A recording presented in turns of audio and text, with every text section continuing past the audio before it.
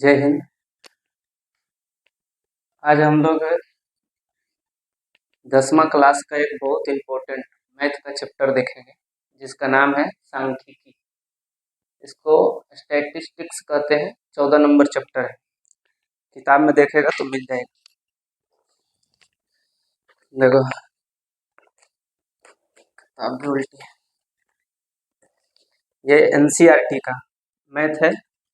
Chapter number 14 में देखो दिया हुआ है सांख्यिकी। पहले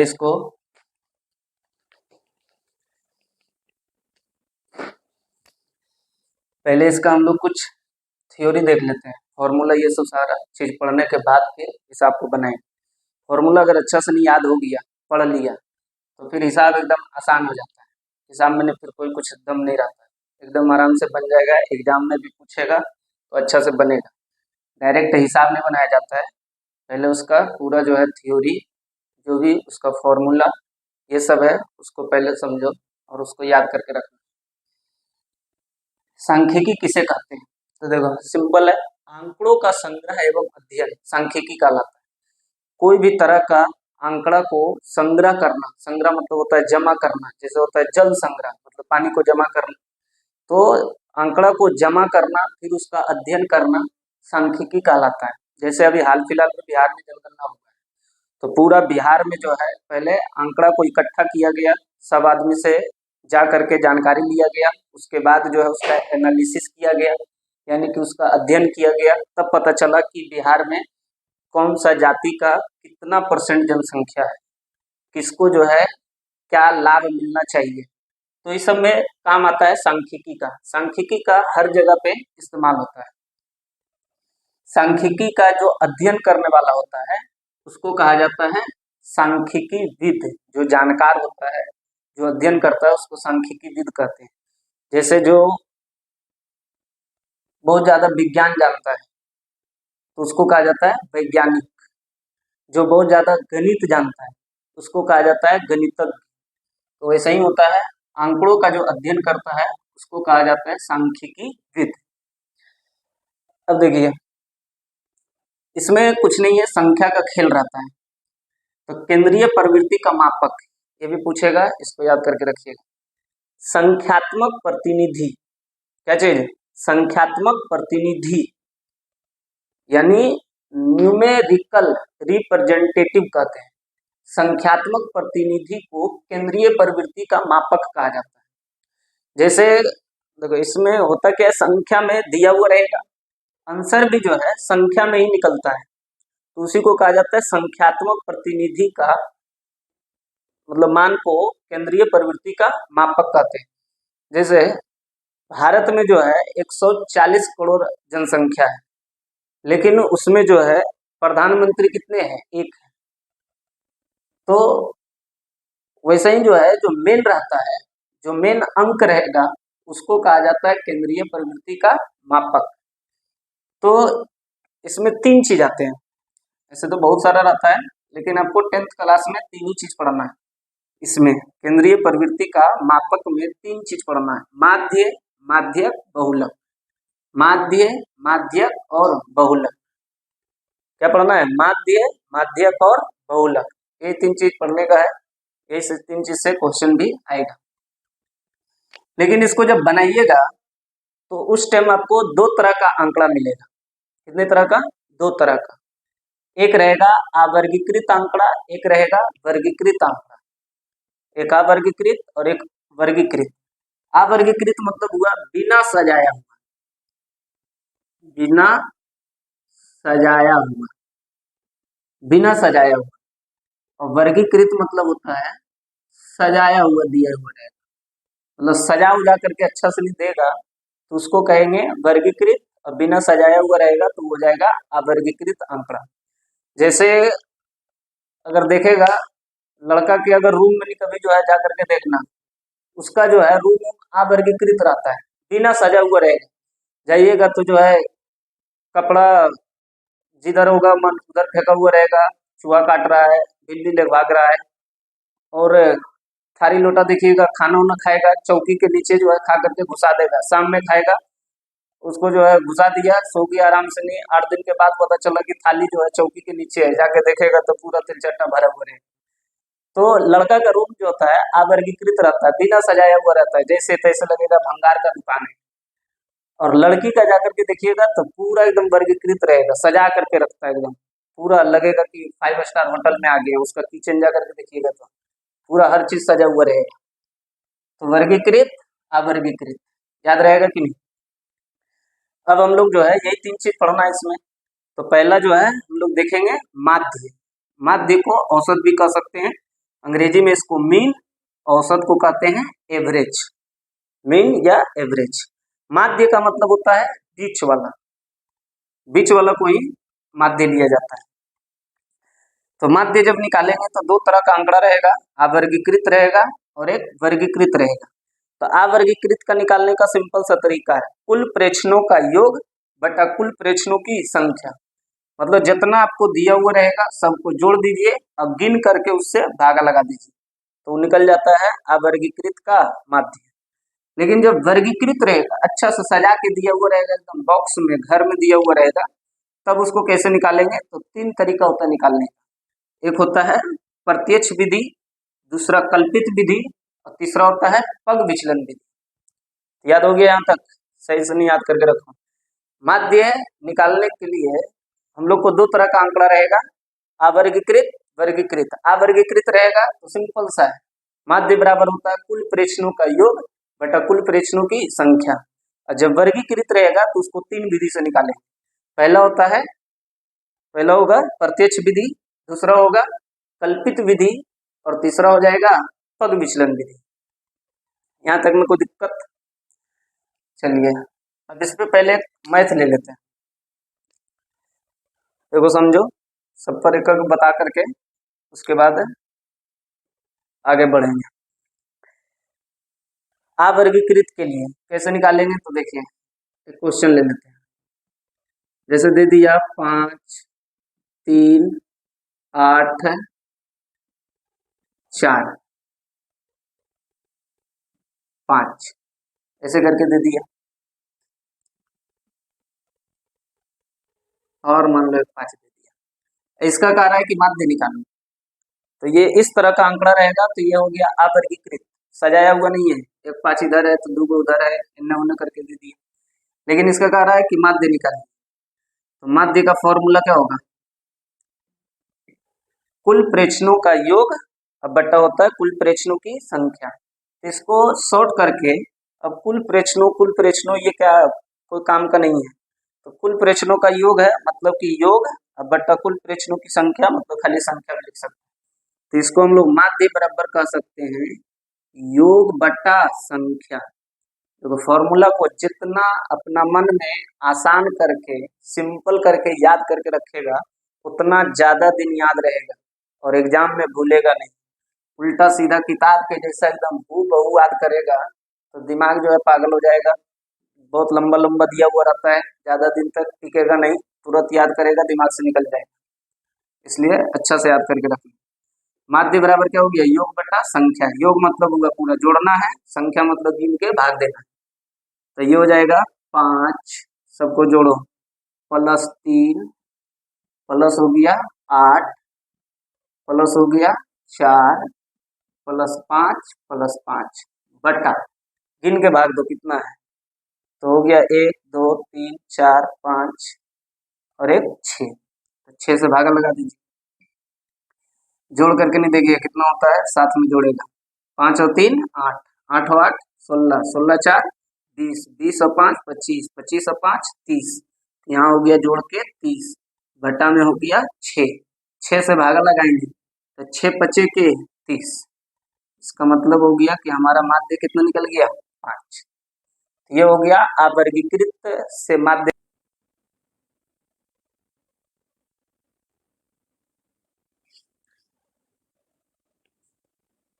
चलिए अवर्गीकृत आंकड़ा रहेगा तो माध्य निकालना समझ गया। वर्गीकृत आंकड़ा रहेगा तो उसका माध्य कैसे निकलता है, उसको समझने से पहले आप 2 चीज समझिए। पहले बारंबारता क्या होता है, फ्रीक्वेंसी किसको कहते हैं। तो बारंबारता का मतलब होता है जितना बार आता है कोई भी अंक, कोई भी चीज जितना बार रिपीट होगा उसको कहते हैं बारंबारता। जैसे अगर हम दिन भर में 5 बार खाते हैं तो हमारा बारंबारता खाने का कितना हो गया? 5। अगर कोई आदमी दिन भर में 10 बार नहाता है तो उसका नहाने का बारंबारता कितना हो जाएगा? 10। तो बारंबारता का सिंबल होता है मतलब जितना बार आता है या जितना बार रिपीट होता है उसको कहा जाता है बारंबार। इसको एफ से सूचित करते हैं। जहां पर भी एफ इसमें लिखा हुआ रहेगा समझ जाओ बारंबारता लिखा हुआ है। अब देखिए एक क्वेश्चन दे रहा है, इसको वर्गीकृत करना है। ये अभी अवर्गीकृत दिया हुआ है, ऐसे करके छितरा करके छिटा उठा हुआ है तो ये अवर्गीकृत है। अब इसको वर्गीकृत करना मतलब सजाना। इसके लिए पहले क्या करना है? पहले एक होता है वर्ग चिन्ह, वर्ग चिन्ह जिसको एक्स कहते हैं। उसके बाद इसका निकालना है कितना बार रिपीट हो रहा है, बारंबारता जिसको एफ कहते हैं। अब इसको देखो वर्ग चिन्ह बारंबारता, यानी इसमें सबसे छोटा पहले लो, अच्छा से सजाएंगे। तो सबसे छोटा इसमें कौन है? 2 है। तो 2 कितना बार है? यहाँ वर्ग चिन्ह हम लोग लेंगे 2। तो 2 कितना बार रिपीट हो रहा है? 1 2। 2 जो है 2 बार रिपीट हो रहा है, तो 2 का बारंबारता 2 हो गया। उसके बाद इससे आगे बढ़ेगा तो कितना है? 3 है। 3 देखो कितना बार रिपीट हो रहा है? 1 और 1, यहाँ हो गया 2। यानी 3 जो है कितना बार आया? 2 बार। 3 से और आगे बढ़ा तो 4 इसमें तो है नहीं, तो कितना लेंगे? 5। 5 देखो यहाँ दिख रहा है, तो 1 और 1 यहाँ कितना हो गया? 2। तो यहाँ लिखो 5 का बारंबारता 2। 5 से आगे जाएंगे तो 6। 6 जो है कितना बार है? तो देखो इसमें तो 6 एक बार है, यहाँ लिखेंगे 6 का बारंबारता 1। 6 से आगे बढ़ो तो ये हो गया कितना? 7। 7 जो है कितना बार है? तो पूरा खोजो, 7 है एक बार, तो 7 का भी हो जाएगा बारंबारता 1। इससे और आगे लिख लो, 7 को आगे यानी 8 है। 7 के आगे कितना हो गया? 8। 8 जो है इसमें एक बार है, तो 8 का बारंबारता 1। 8 से आगे जाएंगे तो हो गया 9, तो हो गया 1, यहाँ 2 और यहाँ मिला दो तो 3। तो 9 का बारंबारता कितना हो गया? 3। इसको कहते हैं बारंबारता। ये हो गया क्या? बारंबारता। तो ये दिया हुआ था अवर्गीकृत आंकड़ा। इसको अच्छा से लिख करके कितना बार रिपीट हुआ उसको बार बार नहीं लिख करके अच्छा से लिख दिए कि 2 जो है 2 बार हुआ, 3 जो है 2 बार हुआ, 5 जो है 2 बार रिपीट हुआ। तो ऐसे करके बनाएंगे तो इसको कहते हैं वर्गीकृत आंकड़ा। ये वर्गीकृत हो गया, ये अवर्गीकृत हो गया। तो जब भी अवर्गीकृत रहेगा तो इसको ऐसे कर लेना और उसके बाद निकाल लेना। देखो इसका भी माध्य निकालेंगे, हम लोग अभी पहले पढ़े हैं, सबको जोड़ लेंगे और फिर गिन करके उतना से भागा देंगे। वैसे भी निकाल सकते हैं लेकिन अभी इतना दिया हुआ है, सोचो 10-20 गो दिया हुआ रहता एकदम पूरा भर बोर्ड, तो निकालने में नहीं, जोड़ने में गिनने में परेशानी होता कि एक आधो को छूट भी सकता था। तो इसको आसान करने के लिए निकाला जाता है वर्गीकृत तरीका से। तो ये हो गया वर्गीकृत आंकड़ा। अब इसका भी माध्य निकलता है। इसका माध्य कैसे निकलेगा? तो इसको निकालने का 3 तरीका है। इसका माध्य निकालने का कितना तरीका है? 3 तरीका है। एक होता है प्रत्यक्ष विधि। कौन सा विधि? प्रत्यक्ष विधि। प्रत्यक्ष विधि। प्रत्यक्ष विधि से कैसे निकलेगा? तो सिंपल सा देखो, प्रत्यक्ष विधि से माध्य का पहले फॉर्मूला याद करके रखिएगा। माध्य बराबर होता है सिग्मा एफ एक्स बटा सिग्मा एफ। प्रत्यक्ष विधि से माध्य का फॉर्मूला क्या होगा? सिग्मा एफ एक्स बटा सिग्मा एफ। किताब में अगर देखेगा तो ये फॉर्मूला में आई लगा देगा, यहाँ पर भी आई ऐसे लिखा हुआ रहेगा, सिग्मा एफ आई एक्स आई बटा सिग्मा एफ आई। तो देखो आई का यहाँ पर कोई काम नहीं है। आई का मतलब होता है कि एक से लेकर के एन तक मान यहाँ पे आता है, इसका भी कोई काम नहीं है, ठीक ना। इसलिए इसको नहीं भी लिखेंगे तो हमारा हिसाब गलत नहीं है। ये जो है सिग्मा एफ एक्स बटा सिग्मा एफ है। फॉर्मूला को सिंपल बना करके थोड़ा याद करके रखो तो अच्छा रहेगा। तो ये हो गया क्या, माध्य बराबर सिग्मा एफ एक्स बटा सिग्मा एफ। ये वर्गीकृत जब रहेगा तब इस फॉर्मूला से निकालना है। तो इसको देखो, ये हो गया हमारा एक्स वाला घर, ये हो गया एफ वाला घर, लेकिन सिग्मा है, सिग्मा का मतलब विषम, सिग्मा का मतलब होता है जोड़, सिग्मा का मतलब क्या होता है, जोड़ यानी योग होता है। एफ किसको कहते हैं तो पता होगा, एफ का मतलब बारंबारता, एफ का मतलब बारंबारता। एक्स, एक्स को हम लोग कहते हैं वर्ग चिन्ह, एक्स क्या है, वर्ग चिन्ह। तो इसको याद करके रखना, सिग्मा यानी योग, एफ बारंबारता, एक्स वर्ग चिन्ह। यहाँ पर देखो दो, अब वर्गीकृत को वर्गीकृत कर दो। अब निकालना प्रत्यक्ष विधि से माध्य, फॉर्मूला होता है सिग्मा एफ एक्स बटा सिग्मा एफ। सिग्मा का मतलब हुआ योग, एफ बारंबारता, एक्स को कहते हैं वर्ग चिन्ह। अब इस विधि से माध्य निकालना है तो पहले एफ एक्स का घर चाहिए। ये देखो एफ वाला हो गया, ये एक्स वाला हो गया, दोनों को गुना कर देंगे तो हो जाएगा एफ एक्स। अब गुना करो दोनों घर, एफ का घर गुना करेंगे और एक्स का, ये हो जाएगा दो दूनी के चार, सामने सामने लिखते जाना, द्वितीय के 6, दो पचे के 10, दिख रहा है सबको, 6 एकम 6, 7 एकम 7, 8 एकम 8, 9 तिया के 27, गुना कर दी।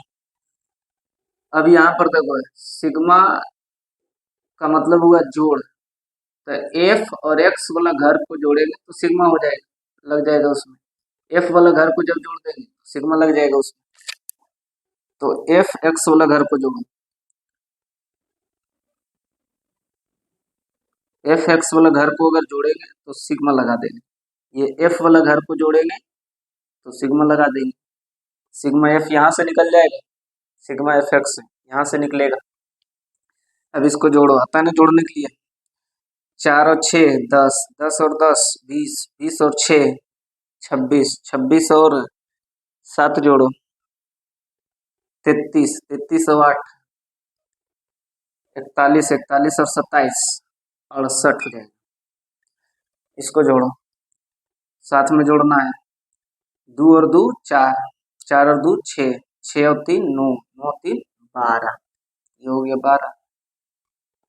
अब माध्य का फॉर्मूला यहाँ पे लिखा हुआ है, इसको बोलो बार बार, सिग्मा एफ एक्स बटा सिग्मा एफ, मन में जो है ना बार बार 3 बार 4 बार रिपीट करो, माध्य बराबर सिग्मा एफ एक्स बटा sigma F, sigma F x बटा सिग्मा एफ।